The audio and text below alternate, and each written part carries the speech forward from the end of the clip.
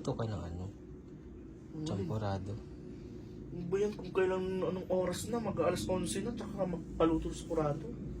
Sige na. Para may pang-almusal ako bukas ng umaga. Bukas na lang. Bukas na. Eh, hindi ka naman nagigising ng umaga eh. Yan. Sige na. Ang oras na. Kailan na ano? Alas 11, tsaka ka magpapaluto. Sige na, kasi matagal din ako hindi nakakain ng champurado.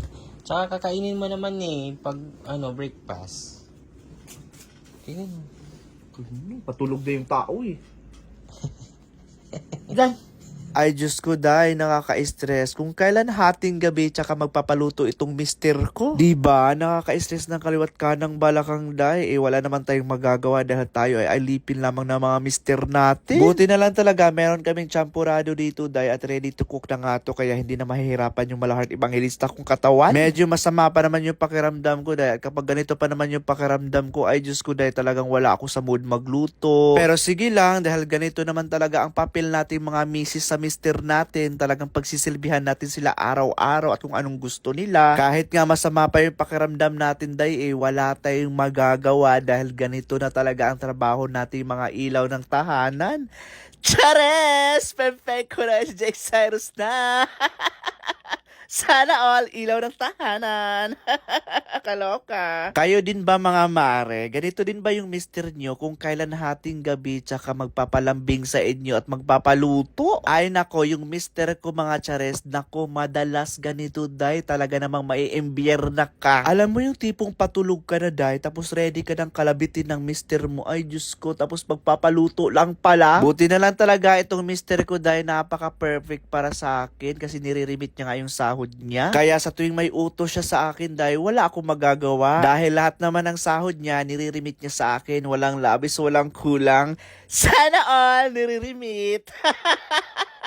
At ayan na nga mga chares, paluto na nga yung champurado natin. My God, sobrang bango niya. Buti na lang talaga, inutusan ako ni Mr. na magluto ng champurado. Kasi itong champurado na to, sobrang tagal nang nakastock dito. Eh buti na lang talaga, hindi pa expired, Day. Diyos ko, mas mukha pa yata akong expired kaysa dito sa champurado ko. Tapos ayan, dinala ko na lang dito sa may baba namin kasi dito na lang kami kakain kasi tinatamad nga si Mr. umakyat. Medyo masama din kasi talaga yung pakaramdam ni Mr. Day, parehas kami. Tapos naalala ko mga chares, wala palang gata. Diyos ko, mas masarap kasi ito pag may gatas. Naalala ko, parang meron pa ako nakita nung nakaraan dito sa mini pantry namin. Kaya ayan, kinuha ko na agad. Buti na lang talaga meron pa. Mas masarap kasi talaga tong champurado, Day, kapag may gatas. Pero sabi nila mga chares, masarap din daw ang champurado kapag may tuyo. Pero never ko pa talagang na-try yun, Day. At ayan, dahil gusto ko more gatas sa champurado ko. Kaya ayan, dinamihan ko na. At my God, itsura pa lang ng champurado, Day, na may gatas, alam mong masarap na, diba? At nung tinikman ko nga mga chares, my God, hindi nga talaga ako nagkakamali dahil sobrang sarap talaga ng champurado. Kasing sarap ko, Day.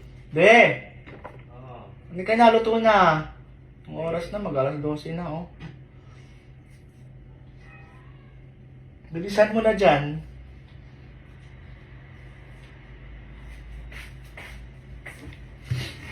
Ayan na.